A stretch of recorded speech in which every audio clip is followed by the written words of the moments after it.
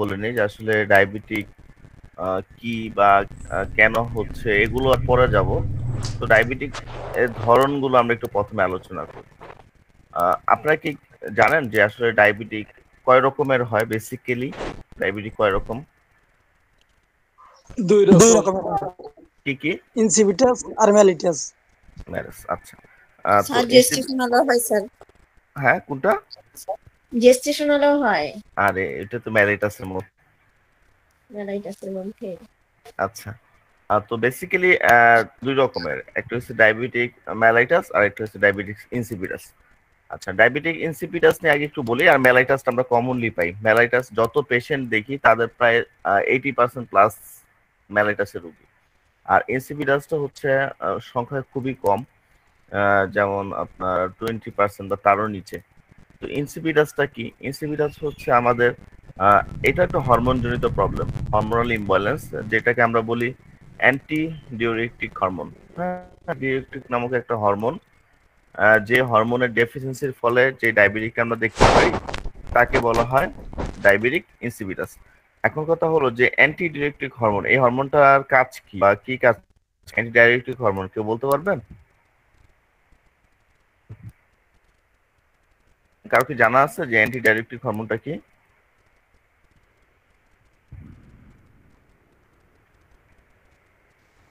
আচ্ছা, এন্ডোক্রাইন নাকি বললেন স্যার? হ্যাঁ, অ্যান্টি ডিউরেটিক হরমোন।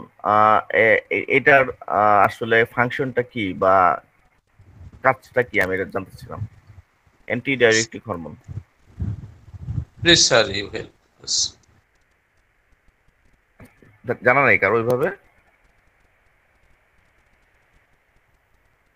আচ্ছা, অ্যান্টি ডাইরেক্টিক হরমোন হচ্ছে আসলে আমাদের ইউরিনের কনসেন্ট্রেশন করে, যে ইউরিনকে আসলে রেগুলেটেড করে। যখন আসলে আমাদের বডিতে পানি ধরে রাখার যেই জন্য যে হরমোনটা কাজ হয় তাকে বলা হয় ডাইরেটিক হরমোন। হ্যাঁ, অ্যান্টি ডাইরেটিক হরমোন। তো বেসিক্যালি এই হরমোনটা আসে হচ্ছে আমাদের একটা ইম্পর্টেন্ট গ্ল্যান্ড আছে, যে গ্ল্যান্ডের নাম posterior pituitary gland. Posterior pituitary gland, নাম তো শুনছেন এই গ্ল্যান্ডটা, তাই না? এই গ্ল্যান্ডটা বেসিক্যালি আমাদের হাইপোথ্যালামাসের একটু নিচে অবস্থান করে। পিটুইটারি গ্ল্যান্ড দুটো হয়, একটা হচ্ছে অ্যান্টেরিয়র আর একটা হচ্ছে পোস্টেরিয়র। অ্যান্টেরিয়র পিটুইটারি গ্ল্যান্ড থেকে 5টা হরমোন স্টেশন হয় এবং পিটুইটারি হরমোন থেকে পোস্টেরিয়র পিটুইটারি হরমোন, ঠিক আছে, অক্সিটোক্সিক আর অ্যান্টি ডিউরেটিক হরমোন, দুটো আসে পোস্টেরিয়র পিটুইটারি গ্ল্যান্ড থেকে, ঠিক আছে। আর অ্যান্টেরিয়র পিটুইটারি গ্ল্যান্ড থেকে আরো অনেকগুলো হরমোন আসে। তো বেসিক্যালি অ্যান্টি ডিউরেটিক হরমোন যদি ডেফিসিয়েন্সি হয় তখনই আসলে ডায়াবেটিক ইনসিপিটাস হয়। আর ডায়াবেটিস ইনসিপিটাসের মেইন বৈশিষ্ট্য হচ্ছে শুধুমাত্র পলিইউরিয়া। পলিইউরিয়া, প্রচুর পরিমাণে প্রস্রাব হবে। হ্যাঁ, প্রস্রাব একদম আনকন্ট্রোলেবল, প্রচুর প্রস্রাব হবে, কারণ বডিতে পানি ধরে, কিডনি পানিগুলো ধরে রাখতে পারবে না, সে বারবার প্রচুর পরিমাণে পানিকে এলিমেন্ট করে ফেলবে, বের করে ফেলবে, ঠিক আছে, এসকেপ করবে। এর জন্য আসলে ওইটা বেসিক্যালি আপনার ডায়াবেটিক ইনসিপিটাসটা দেখা দেয়।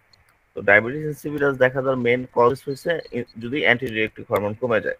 আপনি নর্মালি একটা টার্ম মনে রাখবেন, ডায়াবেটিক্স এই শব্দ বাংলা অবৈধানিক অর্থ হচ্ছে বহুমূত্র, যে বারবার প্রস্রাব করা। হ্যাঁ, যদি ডায়াবেটিক ইনসিপিটাস হয় শুধুমাত্র প্রস্রাবই করবে, আর এর সাথে কোনো এসেনশিয়াল কোনো কিছু আউট হবে না। বাট ডায়াবেটিক ম্যালাইটাস যদি হয়, যেটা আমরা কমনলি যে ডায়াবেটিকটা দেখি তার মধ্যে যেটা দেখা দিবে সেটা হচ্ছে ম্যালাইটাস, মানে হচ্ছে গ্লুকোজ অর সুগার। তো যদি ইউরিনের সাথে গ্লুকোজ এবং সুগার পাস হয় তখন আমরা তাকে বলবো ম্যালাইটাস। আর শুধুমাত্র ইউরিন পাস হয় তখন আমরা তাকে বলবো ইনসিপিটাস। ইনসিপিটাসের কজ হচ্ছে আমাদের অ্যান্টি ডিউরেটিক হরমোনের ডেফিসিয়েন্সি, আর ম্যালাইটাসের কজ হচ্ছে আমাদের ইনসুলিন ডেফিসিয়েন্সি। দুটা ইজি টার্ম মনে রাখবেন, একটা হচ্ছে ইনসুলিন ডেফিসিয়েন্সির অভাবে হচ্ছে, আর আরেকটা শুধুমাত্র অ্যান্টি ডিউরেটিক হরমোনের ডেফিসিয়েন্সিতে হচ্ছে। তো ডায়াবেটিক ম্যালাইটাসের মধ্যে যে প্রমিনেন্ট যে লক্ষণটা পাবো আমরা তা হচ্ছে প্রস্রাবের সাথে গ্লুকোজ যাবে, আর ডায়াবেটিক ইনসিপিটাসের প্রস্রাবের সাথে গ্লুকোজ যাবে না। এই দুটো হচ্ছে একদম কমন ডিফারেন্সিয়েশন। হ্যাঁ, আর আরেকটু বাংলা ইজি মনে রাখেন, ডায়াবেটিকের বাংলা অর্থ হচ্ছে বহুমূত্র। দুইটা ডায়াবেটিকের ইনসিপিটাস এবং ম্যালাইটাস দুইটা বহুমূত্র থাকে, কিন্তু ম্যালাইটাস মানে চিনি বা গ্লুকোজ, যেটা বাংলা আমরা বলি মধুমেহ। চিনি তো মিষ্টি, তাই না? আর মেহ মানে প্রস্রাব, মানে মিষ্টিযুক্ত প্রস্রাবকে আমরা বলবো ডায়াবেটিক মেলাইটাস। আর শুধুমাত্র যদি মেহ, দ্যাটস মিন ফ্লুইড যাচ্ছে, পানি যাচ্ছে, এটাকে আমরা বলবো ডায়াবেটিক্স ইনসিপিটাস। ক্লিয়ার? জি সুন্দরভাবে ক্লিয়ার। আচ্ছা, আমি এখন একটু ডেফিনেশন শুরু করি, যেহেতু আমরা প্রচলিত স্টাইলে আমরা ডায়াবেটিস মেলাইটাসটাই পড়ি। হ্যাঁ, তো ডায়াবেটিস মেলাইটাসটা কি?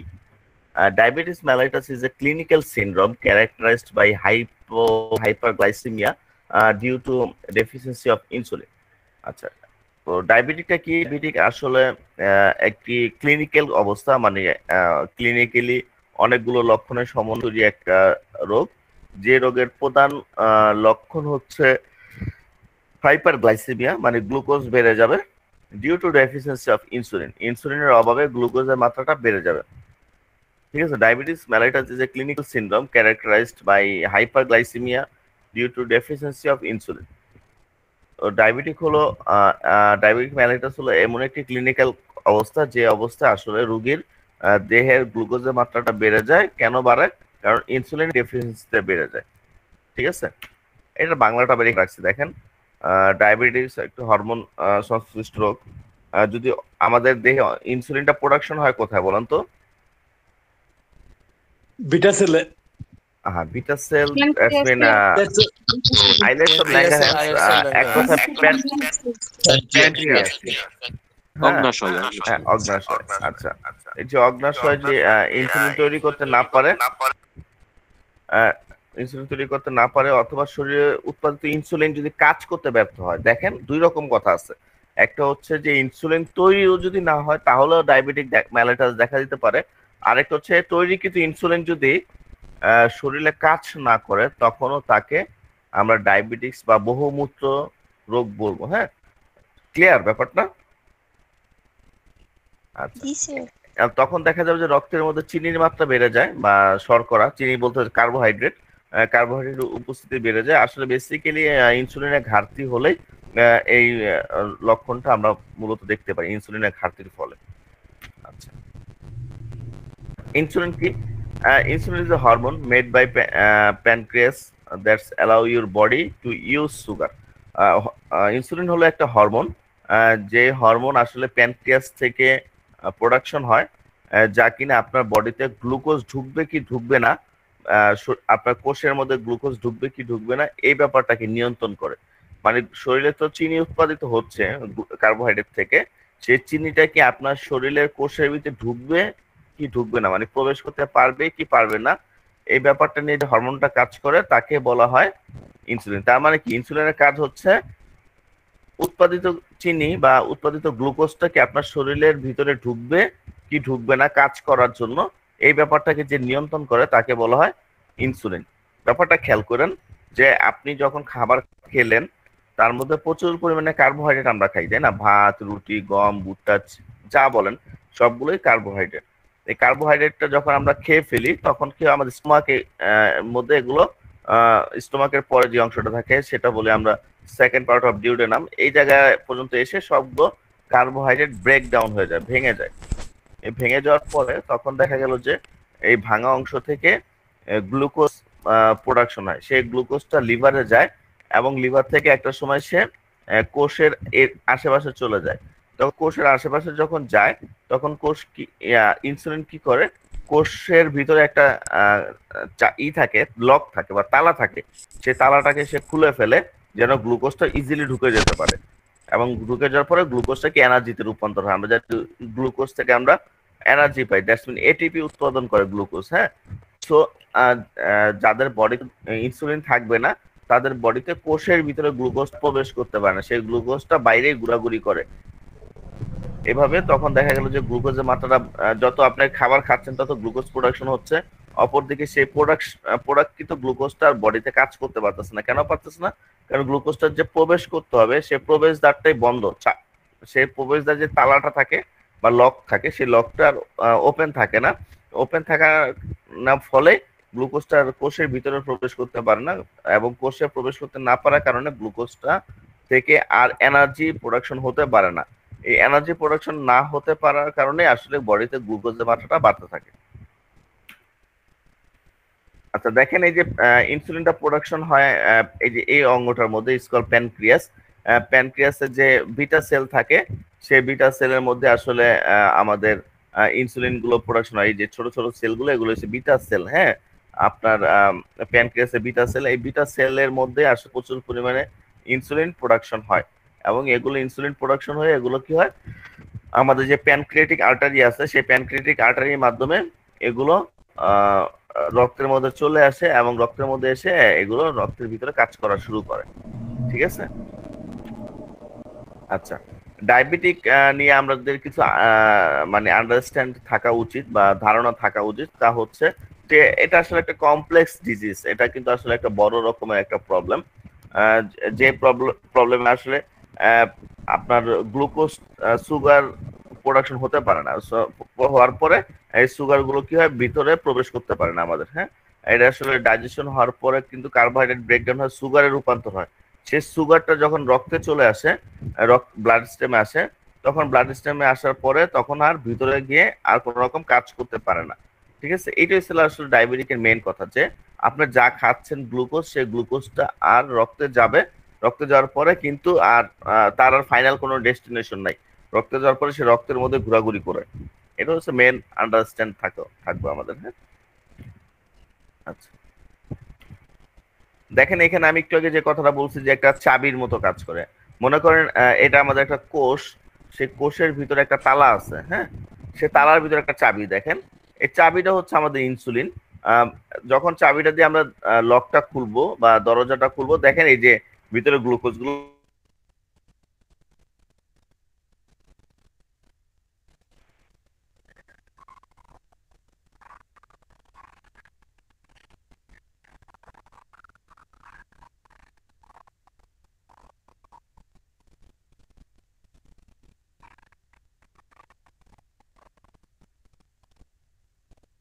কাজটা কি, যে একটা চাবি থাকে আমাদের, সেই চাবিটা হচ্ছে আমাদের ইনসুলিন।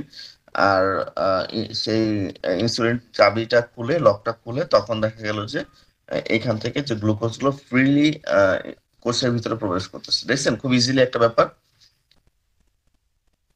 খেয়াল করছেন? আপনি জি স্যার। আচ্ছা, এখন আমরা একটু নর্মাল একটু জানি যে ডায়াবেটিক মেলাইটাস কিন্তু আসলে দুই রকমের হয়। ডায়াবেটিক মেলাইটাস দুই রকমের, একটা হচ্ছে টাইপ 1 আর একটা হচ্ছে টাইপ 2। হ্যাঁ, একটাকে আমরা বলি ইনসুলিন ডিপেন্ডেন্ট ডায়াবেটিক মেলাইটাস, আর একটা হচ্ছে ইনসুলিন নন ডিপেন্ডেন্ট ডায়াবেটিক্স মেলাইটাস। টাইপ 1 হচ্ছে ইনসুলিন ডিপেন্ডেন্ট। দ্যাটস মিন আপনার যে টাইপ 1 এর যে পেশেন্ট গুলো থাকবে বা যে রোগীগুলো থাকবে, তাকে অবশ্যই অবশ্যই আপনাকে ইনসুলিন দিতেই হবে। ইনসুলিন না দিলে সেই রোগী কোন রকম ট্রিটমেন্ট করা যাবে না। আর টাইপ 2 হচ্ছে যে আপনার ইনসুলিন ছাড়া, উইদাউট ইনসুলিন তাকে ট্রিটমেন্ট করতে পারবেন। তো টাইপ 1 হচ্ছে যে ইনসুলিন ডিপেন্ডেন্ট ডায়াবেটিস মেলাইটাস, মানে ইনসুলিন লাগবেই। আর টাইপ 2 হচ্ছে ইনসুলিন লাগবে না, বাট তার বডিতে ডায়াবেটিস ডেভেলপ করছে। তো আসলে কেন ডেভেলপ করলো, টাইপ 1 এর কাজটা কি আর টাইপ 2 এর কাজটা কি? হ্যাঁ, টাইপ 1 হচ্ছে যে আসলে তার বডিতে ইনসুলিন একদমই প্রোডাকশন হচ্ছে না, কোনোভাবেই হচ্ছে না। তার যে প্যানক্রিয়াস, সেই প্যানক্রিয়াসের প্রবলেম হতে পারে, যে প্যানক্রিয়াসে যে আপনার বিটা সেল আছে, সেই বিটা সেলের মধ্যে করে টিউমার ডেভেলপ করছে, বা ছোটবেলা থেকে তার প্যানক্রিয়াসটা অকেজো। হ্যাঁ, এইসব রোগীর দেখা গেল যে আপনার যে ডায়াবেটিকটা দেখা দেবে সেটা হচ্ছে টাইপ 1 ডায়াবেটিক, কারণ তার বডিতে ইনসুলিন প্রোডাকশন হচ্ছে না। আর টাইপ 2 ডায়াবেটিকটা হচ্ছে এমন ডায়াবেটিক যে তার ইনসুলিনটা প্রোডাকশন হচ্ছে ঠিকই, কিন্তু সেই ইনসুলিনটা যে কাজ করা দরকার, যেমন মনে করেন যে আপনার বাসায় অনেকগুলো একটা তালা আছে কিন্তু চাবি আছে অনেকগুলো, কিন্তু যেই তালাটা খুলবেন সেই চাবিটি আপনার কাছে নাই, তাহলে কি আপনি তালাটা খুলতে পারবেন? সেম ওরকম একটা অবস্থা, যে অবস্থা আসলে ইনসুলিন প্রোডাকশন হচ্ছে, বাট ইনসুলিন নিজেই জানে না যে কিভাবে তালাটা খুলতে হবে। এটা হচ্ছে যে তার ফাংশনটা নর্মাল ফাংশনের মতো না। এটাকে আমরা বলি ইনসুলিন রেজিস্ট্যান্স। হ্যাঁ, ইনসুলিন আসলে কাজ করতে পারতেছে না, ইনসুলিনটা অকেজো অবস্থায় আছে। এই অবস্থাকে আমরা বলবো যে টাইপ 2 ডায়াবেটিক মেলাইটাস। তো টাইপ 1 হচ্ছে যে ইনসুলিন প্রোডাকশনই হচ্ছে না, আর টাইপ 2 হচ্ছে ইনসুলিন প্রোডাকশন হচ্ছে, বাট ইনসুলিন রেজিস্ট্যান্ট হওয়ার কারণে সেই ইনসুলিনটা আসলে নর্মাল যে ফাংশন করা দরকার, যে নর্মাল যে চাবির মতো কাজ করা দরকার ছিল, সে চাবির মতো কাজ করতে পারতেছে না, কারণ সে এই তালার চাবি না, সে অন্য তালার চাবি হয়ে গেছে বেসিক্যালি। এই জন্য আমরা তাকে বলি টাইপ 2 ডায়াবেটিক মেলাইটাস। একটা হচ্ছে ইনসুলিনের একদমই অভাব, আরেকটা হচ্ছে ইনসুলিন আছে বাট ইনসুলিনটা ঠিক মতো কাজ করতে পারতেছে না, ঠিক আছে, সেটা হচ্ছে টাইপ 2 ডায়াবেটিক। তো 5টা কারণ আছে আসলে, বেসিক 5টা কারণ যে যে কারণে আসলে ডায়াবেটিক মেলাইটাস দেখা দেয়। হ্যাঁ, টপ 5 কারণের মধ্যে প্রথম কারণটা হচ্ছে যে প্যানক্রিয়াটাইটিস। প্যানক্রিয়াটাইটিস মানে হচ্ছে অগ্ন্যাশয় যদি প্রদাহ হয়, তখন আমরা তাকে বলবো প্যানক্রিয়াটাইটিস। এবং প্যানক্রিয়াটাইটিসের রোগীর প্রথমত ডায়াবেটিক দেখা দেয়। এটা আসলে কমন একটা কজ, যে কজটা আমরা বেসিক্যালি ব্যাকটেরিয়াল প্যানক্রিয়াটাইটিস বা ভাইরাল প্যানক্রিয়াটাইটিসের মধ্যে দেখতে পাই। এছাড়া অ্যাক্রোমেগালি মানে হচ্ছে গ্রোথ হরমোনের পরিমাণ বেড়ে যাওয়া। হ্যাঁ, যদি কোনো রোগীর গ্রোথ হরমোনের পরিমাণ বেশি থাকে, তখন দেখা গেল যে তার ডায়াবেটিক মেলাইটাস দেখা দিবে। কাজিন সিনড্রোমসটা খুবই ইম্পর্টেন্ট না, তবে এখানে সবচেয়ে বেশি যেটা আরেকটি ইম্পর্টেন্ট হচ্ছে প্রলং কর্টিকল স্টেরয়েড ইনটেক। যেমন অনেক পেশেন্ট আছে যারা প্রচুর পরিমাণে স্টেরয়েড খেতে থাকে, যেমন আপনার প্রেডনিসোলান বা ওরাডাক্সন, ডেক্সামেথাসন, হ্যাঁ, এইসব জাতীয় ওষুধ প্রচুর পরিমাণে খায়, তখন ওইসব রোগীর দেখা গেল যে একটা সময় ডায়াবেটিক ডেভেলপ করে। এছাড়া কনজেনিটাল রুবেলা, যে রুবেলা যদি জন্মগতভাবে কোনো মায়ের রুবেলা থাকে, সেই মা যদি যে বাচ্চার প্রসব করে, সে বাচ্চারও রুবেলা হওয়ার চান্স থাকে। এবং সেই রুবেলা যদি কোনো মায়ের থাকে এবং বাচ্চা যদি রুবেলা হয় জন্মগতভাবে, সেই রুবেলা থেকে দেখা গেল যে বাচ্চার প্যানক্রিয়াসের মধ্যে প্রবলেম দেখা দিবে এবং সেই প্রবলেম থেকে একটা সময় ডায়াবেটিক ডেভেলপ করবে। তো বেসিক কারণ 4টা মনে রাখেন, যে প্যানক্রিয়াটাইটিস, অ্যাক্রোমেগালি, প্রলং কর্টিকস্টেরয়েড ইনটেক এবং কনজেনিটাল রুবেলা। আচ্ছা, তো ডায়াবেটিক টাইপ 1 এবং টাইপ 2 ডায়াবেটিক এর মধ্যে যে ডিফারেন্স আছে, সেই ডিফারেন্স তো আমরা ক্লিনিক্যাল ডিফারেন্স বলিনি, আমরা বলছিলাম প্যাথোলজিক্যাল ডিফারেন্স। এখন আমরা একটু ক্লিনিক্যাল ডিফারেন্সটা একটু জানি, যে আসলে ব্যাপারটা কি, যে ডায়াবেটিক টাইপ 1 এবং টাইপ 2 এর মধ্যে কি ডিফারেন্স গুলো আছে, সিমটোমেটিক্যালি বা কজ কারণগত কি কি বৈশিষ্ট্যগুলো আমরা দেখতে পারি। তো প্রথমে যেটা দেখা গেল টাইপ 1টা হঠাৎ করে শুরু হবে, যে কোনো সময় হঠাৎ দেখবেন যে একটা মানুষের সে ডায়াবেটিস ডেভেলপ করছে, তখন ওটাকে আমরা বলবো টাইপ 1 ডায়াবেটিক। এবং টাইপ 2 ডায়াবেটিক গ্র্যাজুয়ালি দেখা গেছে আস্তে আস্তে, কখনো কারো গ্লুকোজ লেভেল 6, 7, 8, 9, 10 এভাবে আস্তে আস্তে গ্র্যাজুয়ালি বাড়তেছে, এটাকে আমরা বলবো টাইপ 2 ডায়াবেটিক মেলাইটাস। আচ্ছা, এই যে অনসেট ডিস্টার্ব করব স্যার। তো ফিচার অনসেটের যে ইয়ারা দেখা গেল যে সেটা হচ্ছে যে এইজ যে কোনো বয়সে আসলে ডায়াবেটিক মেলাইটাসটা দেখা দিতে পারে, টাইপ 1টা। বাট টাইপ 2টা বেসিক্যালি অ্যাডাল্ট পার্সনে দেখা দিবে, যেমন আপনার বয়স 30-35 এই এজে যাওয়ার পরে টাইপ 2 ডায়াবেটিকটা দেখা দেয়। কিন্তু টাইপ 1টা যে কোনো সময়, সেটা একটা বাচ্চারও হতে পারে, নতুন বাচ্চারও হতে পারে, আবার দেখা গেছে যে 50 বছর বয়স্ক একজন মানুষের টাইপ 2 ডায়াবেটিক হতে পারে। কিন্তু টাইপ 1টা হতে পারে। কিন্তু টাইপ 2টা দেখা গেল যে মোস্ট অ্যাডাল্ট, যাদের বয়স 30 ক্রস করছে, 35-30 এই এজে এসে দেখা দেয়। আচ্ছা, body habit thin and normal, দেখা গেছে যে টাইপ 1 এর জন্য আসলে বডির কোনো স্ট্রাকচারই থাকে না, যে কোনো বডি এবং যে কোনো বয়সে এটা হতে পারে, ইয়াং এজে বেশি দেখা দেয়, কিন্তু এটা আসলে কোনো বয়স বাধা নেই। কিন্তু টাইপ 2 এর ক্ষেত্রে যেটা দেখা যায় যে বডিটা অবশ্যই অবেস, মানে মোটা টাইপের মানুষ, তাদেরকে দেখা গেল টাইপ 2 ডায়াবেটিসটা বেশি দেখা দেয়।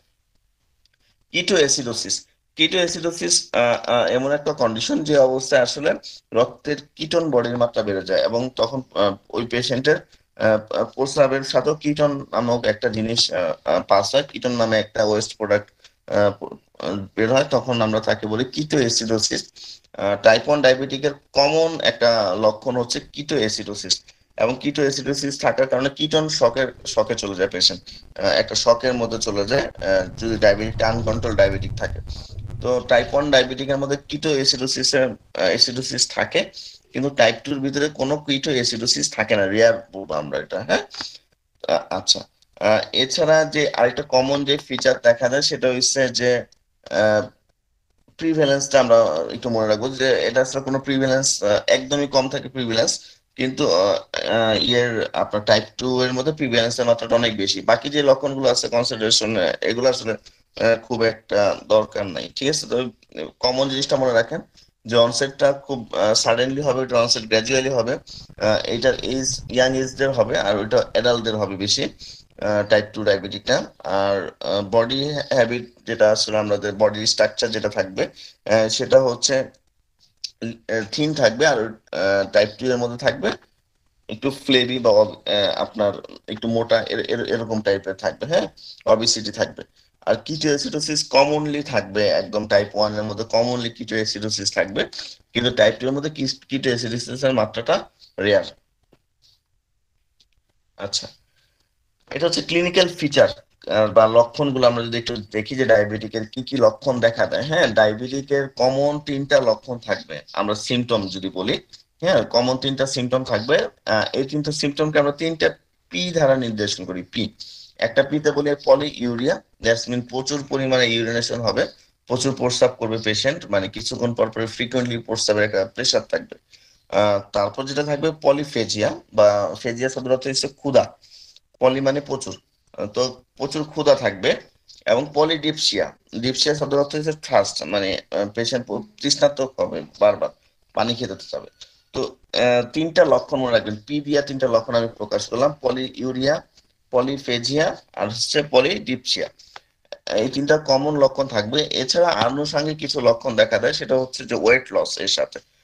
ওয়েট লস, যদি কোনো রোগী দেখেন যে প্রচুর পরিমাণে প্রস্রাব করতেছে কিছুক্ষণ পর পর, তার ক্ষুধা প্রচুর ক্ষুধার প্রবণ, যে ক্ষুধা লাগলে হাত পা কাঁপতেছে, এবং প্রচুর পানি খাচ্ছে, এবং সাথে ওজন কমে যাচ্ছে, এই 4টা লক্ষণ যদি আপনি একসাথে দেখেন, তাহলে আপনি ক্লিনিকে ধরে নেবেন যে সে ডায়াবেটিকের পেশেন্ট। এর সাথে যদি তার আরো কিছু লক্ষণ যোগ হয়, যেমন ভীষণ ব্লার ভিশন, মানে যদি তার যদি দেখেন যে রোগী বলে যে আমি আসলে সব ঘোলা দেখতেছি, ঝাপসা দেখতেছি, এরকম লক্ষণ থাকবে। সাথে লক্ষণ থাকবে মাথা ঘুরানো বা মাথা ব্যথা, হেডেক, ফেটিক, প্রচুর ক্লান্ত লাগবে, সে সবসময় বলবো যে আমার শরীরটা অনেক দুর্বল লাগে, অনেক দুর্বল লাগে, এরকম একটা কমপ্লেন করবে রোগী এসে আপনার সামনে, ঠিক আছে।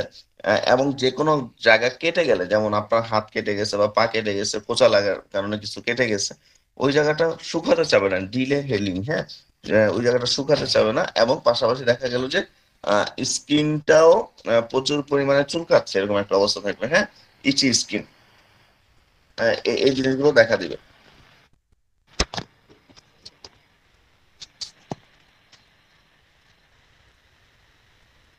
আচ্ছা, আমি কি ডেস্কটপে যাবো আমার কাছে? হ্যাঁ আসা যায়। জি স্যার, আপনি স্বাচ্ছন্দ্য বোধ করলে সেটাই যেতে পারেন। জি, তাহলে আমি ডেস্কটপ দিয়ে শুরু করি। প্রথম 3টা লক্ষণ দিয়ে আমরা প্রকাশ করলাম যে 3টা পি থাকবে, একটা পিতে পলিইউরিয়া, পলিফেজিয়া, পলিডিপসিয়া, এর সাথে ওয়েট লস, ওজন কমে যাবে, এবং আদার্স কিছু লক্ষণ থাকবে, যে লক্ষণগুলো পেশেন্ট নিজে বলবে যে আমার ঝাপসা দেখতেছি, মাথা ব্যথা করতেছে, ক্লান্ত লাগতেছে, এবং যে জায়গা কেটে যাচ্ছে সেই জায়গাটা ওইভাবে শুকাচ্ছে না, এবং এর সাথে স্কিনটা চুলকাচ্ছে, এরকম একটা কন্ডিশন বলবে সে। এর পাশাপাশি আপনি কিছু লক্ষণ দেখতে পারবেন, যে লক্ষণগুলো হচ্ছে যে আপনি যদি তার গ্লুকোজটা কোনো স্টেপের ডিভাইসের মাধ্যমে কাউন্ট করেন, তখন দেখবেন তার ব্লাড গ্লুকোজ কাউন্ট বেশি। এর সাথে দেখবেন যে পেশেন্টের গ্লাইকোরিয়া বা গ্লুকোজ চলে যাচ্ছে প্রস্রাবের সাথে, এই একটা জিনিস দেখতে পারবেন। প্রস্রাবের সাথে গ্লুকোজ যাওয়া, এটাকে আমরা মেডিকেল টার্মে বলি গ্লাইকোসুরিয়া। এর সাথে পেশেন্ট ডিহাইড্রেট হয়ে যাবে, মানে তার বডিতে পানি কমে যাচ্ছে, এরকম একটা অবস্থা, ডিহাইড্রেট হয়ে যাবে। পেশেন্টের পালস রেটটা বেড়ে যাবে, স্কল টেকিকার্ডিয়া। পেশেন্ট যদি প্রচুর গ্লুকোজ বাড়ে, তখন তার ব্রেন স্টিম সেল ওইভাবে আর কাজ করতে পারে না, তখন পেশেন্ট কনফিউজ এবং কমা, এই দুটো অবস্থা চলে যেতে পারে, ঠিক আছে। তো সামারাইজ করি একবার, যে পলি ইউরিয়া থাকবে, পলিফেজিয়া, পলিডিপসিয়া, ওয়েট লস, এর সাথে ব্লার ভিশন, হেডেক, ফেটিক, এবং যে ওয়ান্ট হবে সেই ওয়ান্টটা স্লোলি হিলিং হবে, সাথে ইচি স্কিন। সাইন হিসাবে আমরা যে লক্ষণগুলো দেখতে পারি সেটা হচ্ছে hyperglycaemia, glycosuria, dehydration, tachycardia, confusion, coma, এই কয়েকটা লক্ষণ বেশ সর্বদাই আমরা ডায়াবেটিক পেশেন্টদের লক্ষ্য করতে পারি।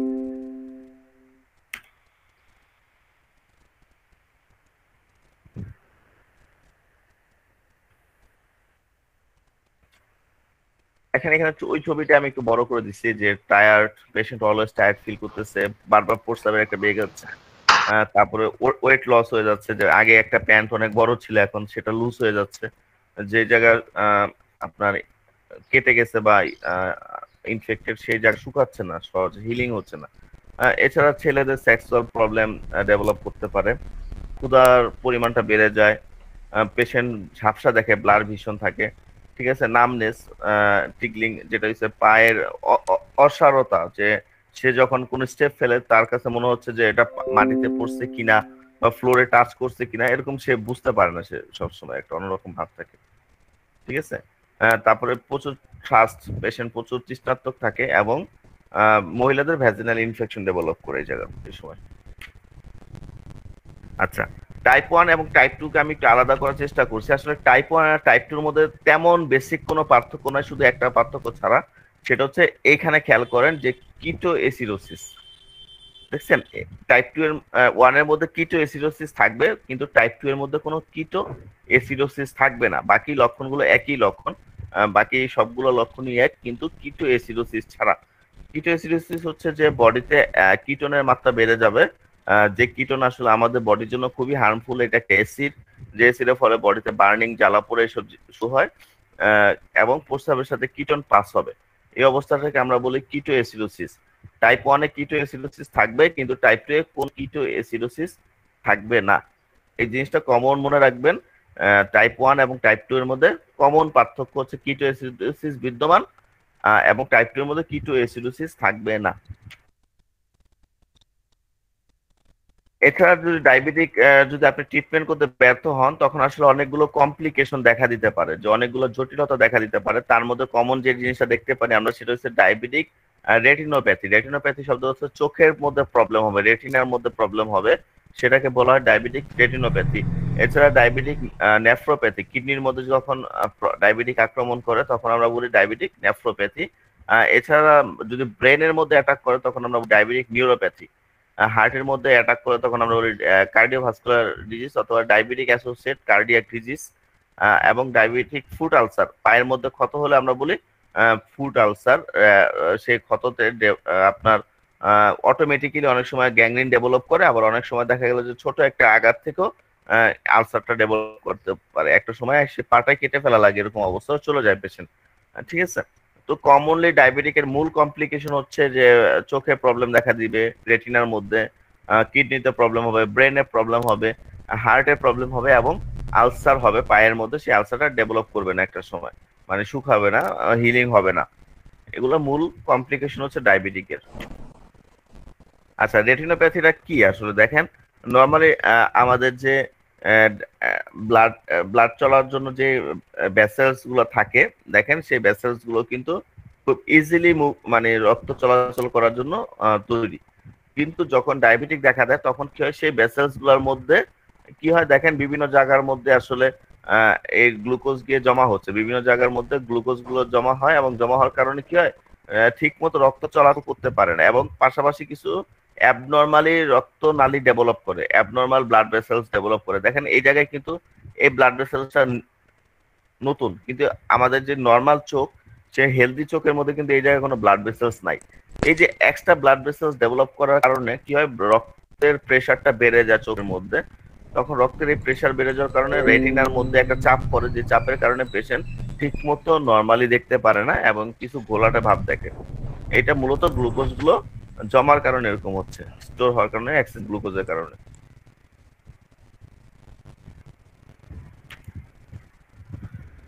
আচ্ছা, এছাড়া ডায়াবেটিক কিডনি ডিজিজ, দেখেন এখানে সেম অবস্থা। নর্মালি কিডনির যে ভিতরে যে কাজ করে নেফ্রন, সেই রক্তনালীগুলোর অবস্থা দেখেন। আর এইখানে ডায়াবেটিক রোগীর মধ্যে দেখেন এখানে প্রচুর পরিমাণে নালীর টর্টারিস, যেটা আমরা বলি প্যাচের সংখ্যা বেড়ে যায়, এবং কিছু পরিমাণের এই প্যাচের কারণে কি হয়, আমাদের কিডনি থেকে প্রচুর পরিমাণের প্রোটিন লিকেজ করে। হ্যাঁ, তো প্রোটিন লিকেজ করার কারণে কি হয়, আমাদের শরীর থেকে প্রোটিন গুলো চলে যায়। ডায়াবেটিক রোগীর একটা কমনলি একটা দেখবেন যে প্রোটিন গুলো ইয়া থেকে বের হয়ে যায়, প্রস্রাবের সাথে প্রোটিন চলে যায়, যেটাকে আমরা বলি protein urea. Diabetic foot ulcer একটা ছবি দেখেন, যে আসলে ডায়াবেটিক কতটা ভয়াবহ হতে পারে, একটা ফুট আলসার ছবি দেখতে বোঝা যাবে যে আসলে এটা কিন্তু প্রথমে হয়তোবা একটা ছোট ঘামাচি ছিল, বা আপনার এরকম হতে পারে সে একটা ছোট আলপিনের খোঁচা খাইছে, এই থেকেই অবস্থাটা এত ভয়াবহ হচ্ছে। পেশেন্টের টোটাল পা অ্যাম্পুটেট করতে হবে। অ্যাম্পুটেট মানে হচ্ছে পাটাকে ফেলে দেওয়া, এছাড়া কোনো উপায় নেই। পাটাকে ততক্ষণ পর্যন্ত কাটতে হবে যতক্ষণ পর্যন্ত হেলদি টিস্যু না পাওয়া যায়। যে জায়গায় হেলদি টিস্যু আছে সেই এরিয়া পর্যন্ত রাখা যাবে, এবং হেলদি টিস্যু রাখ পর্যন্ত সেই ফেলে দিতে হবে। দেখছেন কত বিভৎস অবস্থা।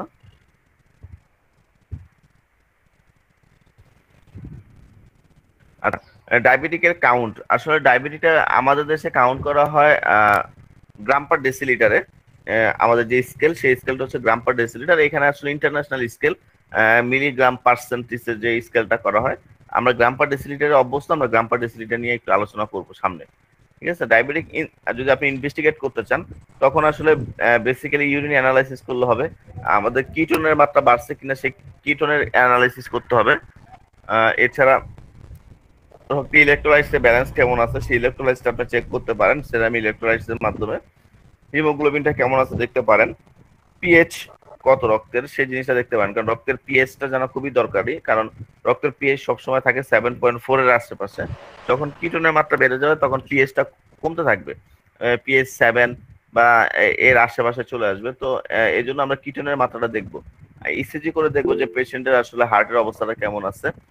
চাইলে আপনি ইউরিন কালচার করতে পারেন, কারণ ডায়াবেটিক পেশেন্ট রিকারেন্ট ইউরিন ইনফেকশনে ভুগে। যদি মহিলা হয় তাহলে তো কোনো কথাই নেই, কারণ তার ভ্যাজাইনাইটিস ডেভেলপ করে, এর সাথে সাথে ইউরিন ইনফেকশনও ডেভেলপ হতে পারে।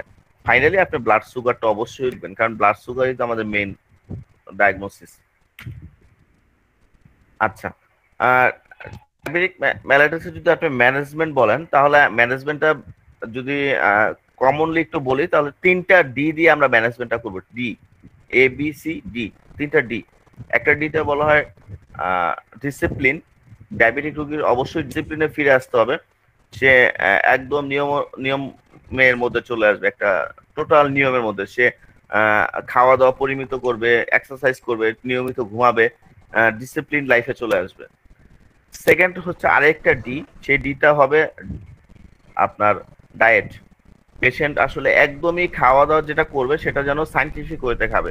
সে গ্লুকোজ খাবে পরিমাণ মতো, সে ফ্যাট খাবে পরিমাণ মতো, সে প্রোটিন খাবে পরিমাণ মতো। সেই পরিমাণটা টোটালি ডিপেন্ড করবে একজন হেলথ ওয়ার্কারের প্রমোটে, যে একজন স্বাস্থ্যকর্মী সে প্রমোট করবে, একজন ডক্টর চিকিৎসক সে প্রমোট করবে যে আপনি এতটুকু পরিমাণে গ্লুকোজ খাবেন তার বেশি না, এতটুকু পরিমাণে শর্করা খাবেন তার বেশি না। সেই ডিপেন্ড সেই লাইফে থাকতে হবে। প্রথম ডিটা হচ্ছে ডিসিপ্লিন, পরের ডিতে হচ্ছে ডায়েট, আর সেকেন্ড ডিতে থার্ড ডিতে হচ্ছে আমাদের ড্রাগস। পরবর্তীতে 3 নাম্বার অবস্থা হচ্ছে ড্রাগস এর অবস্থান। হ্যাঁ, যে প্রথমে আপনি ডিসিপ্লিন ডায়েট দিয়ে ট্রাই করবেন, যদি দেখেন যে না আনকন্ট্রোলই হচ্ছে, কোনো কন্ট্রোল হচ্ছে না, তখন তাকে ড্রাগস এর মাধ্যমে আনবেন। হ্যাঁ, তখন তাকে ওষুধের ভিতরে চলে যাবেন। আচ্ছা, এটা হচ্ছে একটা ডায়েট চার্ট, কতটুকু রুটি খাবে। এটা চাইলে আপনি একটা স্ন্যাপ নিয়ে রাখতে পারেন। এটা আসলে বারডেম হসপিটালের একটা ডায়েট চার্ট, কখন কি খাবে, ঠিক আছে। স্ন্যাপটা নিছেন সবাই? জি স্যার। আচ্ছা, ওকে। তো এই হচ্ছিল আজকে আমার ডায়াবেটিকের উপরে চার্ট। আসলে ডায়াবেটিক নর্মালি আপনার যে বিটা সেল থেকে যে ইনসুলিনটা বেরোয় আসতেছে, সেই ইনসুলিনটা আসলে আপনার সেলকে স্টিমুলেট করতে পারতেছে না, যে সেলটা যেন আপনার গ্লুকোজকে এন্ট্রি করে, সে এন্ট্রি করার জন্য সে স্টিমুলেট করতে পারতেছে না, কারণ তার কেমিক্যালি আচরণটা চেঞ্জ হয়ে যায় জায়গার মধ্যে, যে তার কেমিক্যাল যে প্রপার্টিসটা থাকে সেই প্রপার্টিসটা আসে ইনসুলিন প্রপার্টিস এর মতো থাকে না, যে প্রপার্টিসটা আপনার আমার শরীরে করতেছে, তখন তার ওই নর্মাল ইনসুলিন প্রপার্টিসটা থাকে না। ইনসুলিন প্রপার্টিসটা না থাকার কারণে আসলে সে নর্মাল কি বা নর্মাল চাবির মতো আচরণ করতে পারে না আর কি, বুঝতে পারছেন। আর বাকি মেকানিজম যদি বলতে হয় তাহলে আসলে টোটাল বায়োকেমিক্যাল মেকানিজমটাই পড়ানো লাগবে। এটার জন্য আরেকটা স্লাইড বানায় অনেক বড় একটা কাজ আছে, ফাংশন গুলো দেখাইতে হবে, কিভাবে কাজ করতেছিল সে ফাংশনটা দেখা করা লাগবে, আলোচনা করা লাগবে, কেমিক্যাল প্রপার্টিটা পড়ানো লাগবে, তারপরে আসলে করা যাবে।